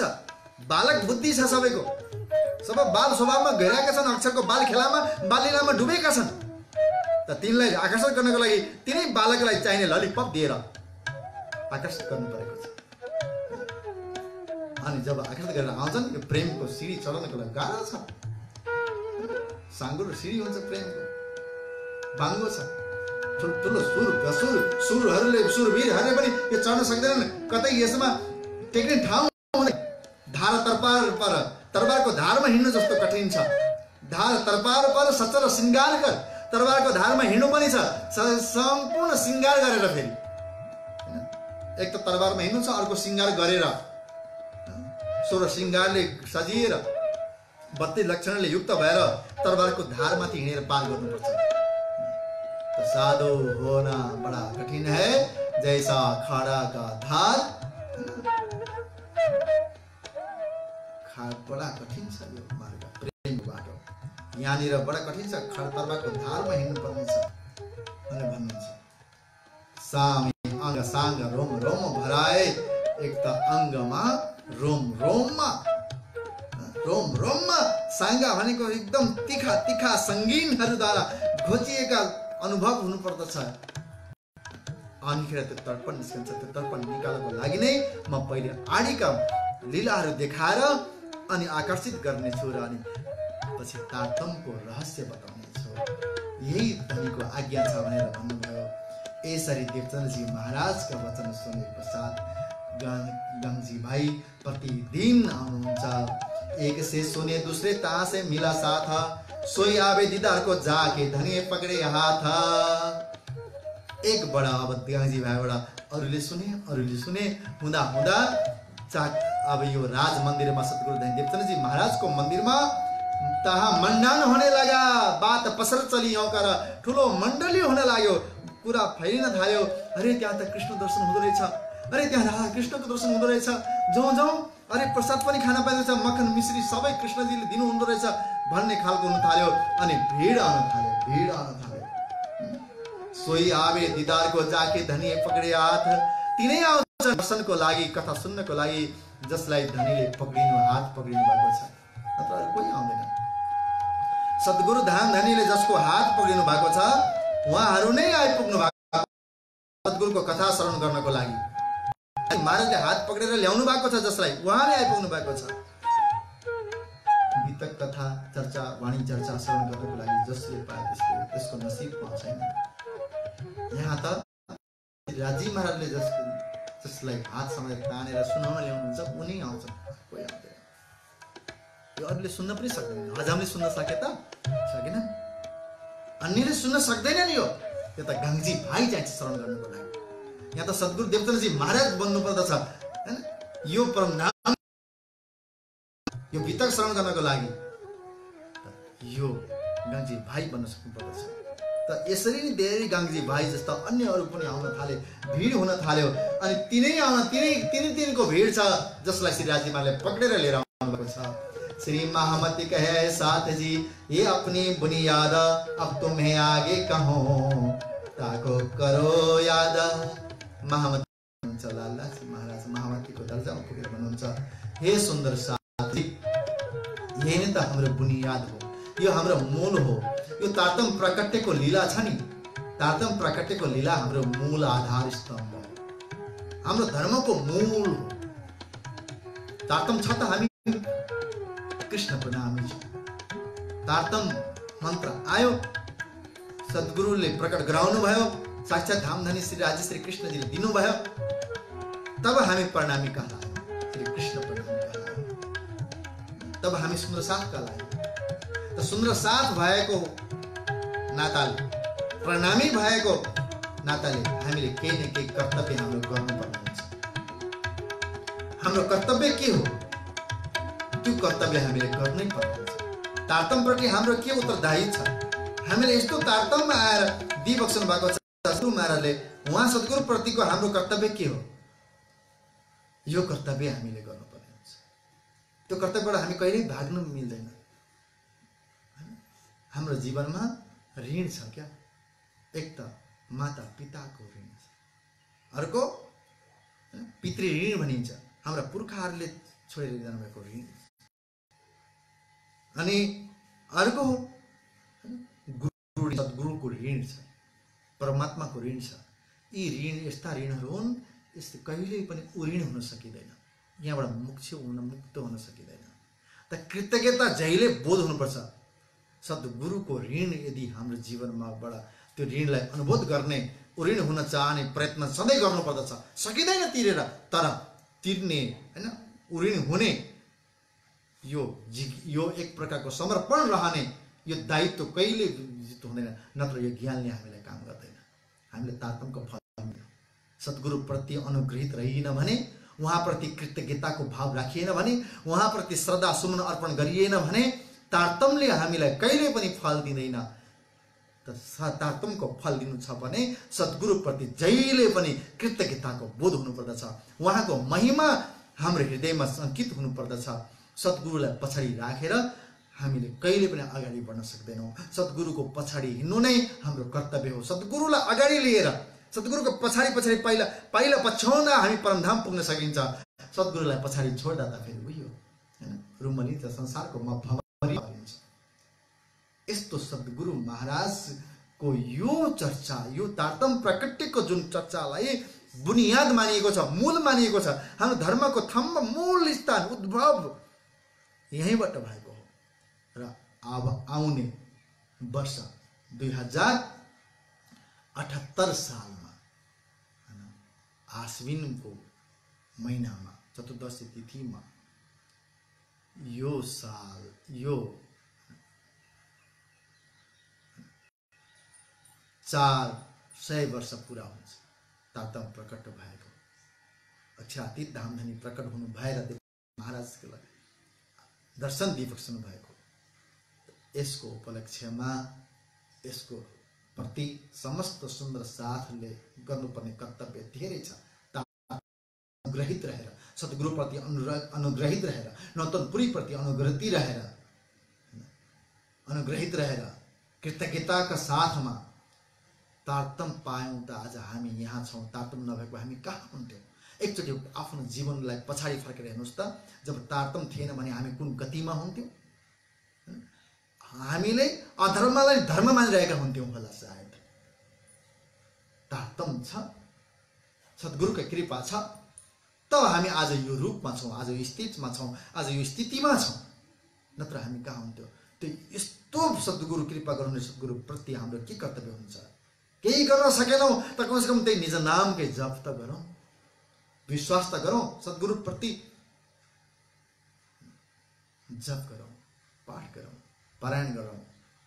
त तारतम्य प्रकटको 14 शताब्दी महोत्सव आफ्नो तर्फबाट खोलेर जे गर्न सकिन्छ, जस्तो परिस्थितिले गर्न दिन्छ हामीलाई त्यो गर्ने, त्यो साधनामा लाग्ने। सद्गुरुले यति साधना गरेर प्रकट गर्नुभएको तारतम्य हो, हामी पनि त्यस्तै साधना गर्छौँ र यो तारतम्यको आनन्द लिन्छौँ भनेर हामी पनि त्यस्तो साधनामा लाग्नुपर्दछ। सुन्दर साथी, ये अपनी बुनियाद, यही हाम्रो मूल हो। अब तुम्हें आगे कहूँ, लालदासजी भन्छ अझै अगाडि म भन्ने गर्दछु, अझै म